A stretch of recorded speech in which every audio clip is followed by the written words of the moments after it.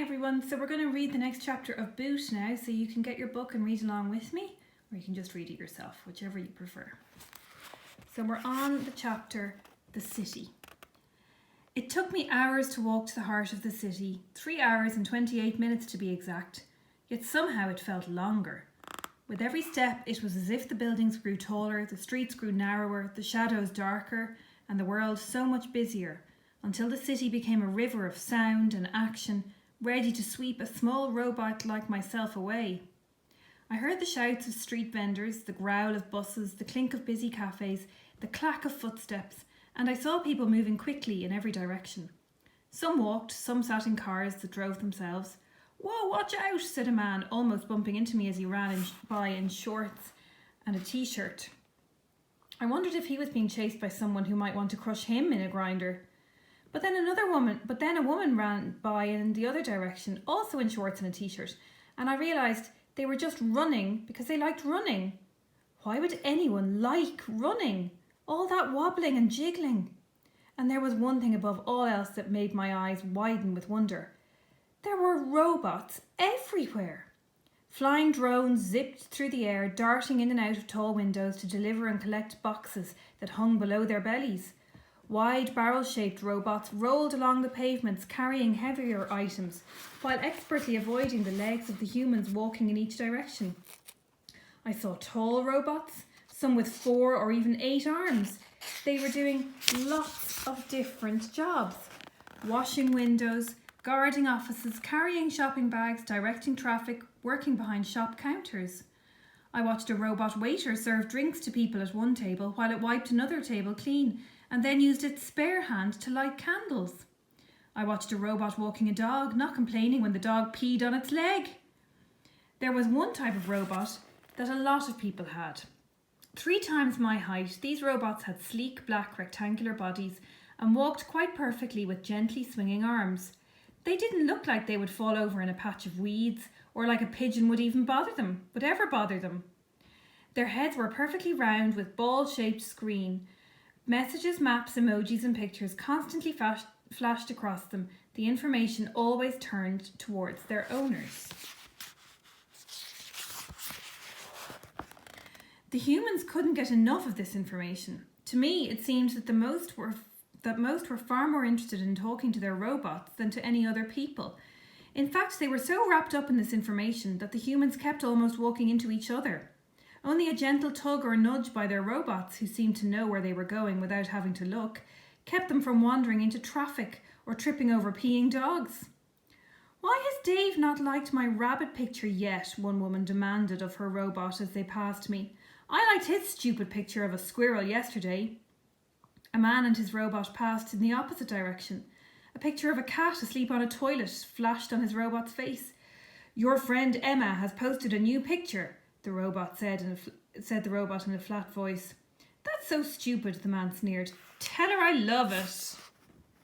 A thought occurred to me. I saw all these types of robots, yet none of them looked like me. Yet not one of them was like me. Sorry, everyone. Maybe I was special, made just for Beth. It wasn't just that they didn't look like me. It was that the robots just seemed, well, like robots. I knew I was a robot, but I still felt like me. They did not look like they felt any emotions, any happiness, fear, panic, embarrassment, determination, anything at all. Among all this clatter of street noise, I heard a pig's oink, then a cat's meow, followed by the happy ruff of a dog. I saw a woman walking through the crowds, holding a long, stiff lead, at the end of which were 3 collars attached to a robot dog, a robot cat, and a robot pot-bellied pig. These were perfectly made electronic animals, their legs making a little electronic bzzzt as they bounced along. Their eyes flashed from deep blue to emerald green. The woman stopped, tilted her head up, and commanded to the robot pets, "Sit." The robot pets sat. "Roll over." They rolled over. "Do a somersault." The dog, cat and pot-bellied pig each performed an impressive somersault and gave a little electronic ruff, meow and oink. The woman clapped her hands in delight, crouched and gave each of the robot animals a pat on the head. She didn't look broken and angry like Flint, but friendly, like Beth's grandma. She seemed to care for her robots. I wondered if I should ask her for help. The woman looked up and put a hand out. A large grey cloud had filled the slice of sky above the tall buildings. Fat drops of rain began to fall. Just as she had done, I put my hand out and let the rain bounce off my hand. As it fell heavier, the rain started to run down my arm, dribble to my body and clean away the dust and dirt of the scrapyard, revealing the shininess of my body. The woman hurriedly took an umbrella from her bag and sprung it open, but she used it to protect her pets from the rain, not herself. I wondered what would happen if I stayed in the rain. Was I waterproof? Would I rust? Would the rain creep in through the crack in my face and fill my insides with water? I drew a little wave on my screen and let it wash away my cartoon face. I did not want that to happen. I did not want to get back to Beth with water sloshing between my ears.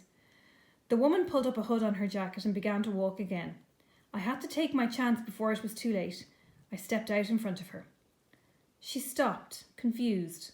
Through the thump-thump of the rain, I displayed big puppy dog eyes, wider even than those of the pretend puppy dog she had with her now. I tried to say hello and instead said, "Peanuts." The woman's pink-painted smile broadened. "Are you a lost robot?" she asked. I nodded enthusiastically, causing water to pour off my head. I put my hand over the crack in my face to stop the rain leaking in. "Oh, you are delightful," she gasped, and with a free hand ushered me under her umbrella where I squeezed between her robot pets. "Let's get you out of this rain before you get washed away," said the woman. She put a spare collar around me and clipped it to the pig. The pig snorted a high-pitched and perky snort. I started to whistle even though I didn't want to. "Wonderful," exclaimed the woman. "Let's get you home." So the next chapter, which we'll read in a couple of days, guys, is A Pal for Mr. Piggles. So it's absolutely up to you. If you would like to read ahead, that's completely fine. Or else you can just stop there for now and we'll read ahead in a few days' time.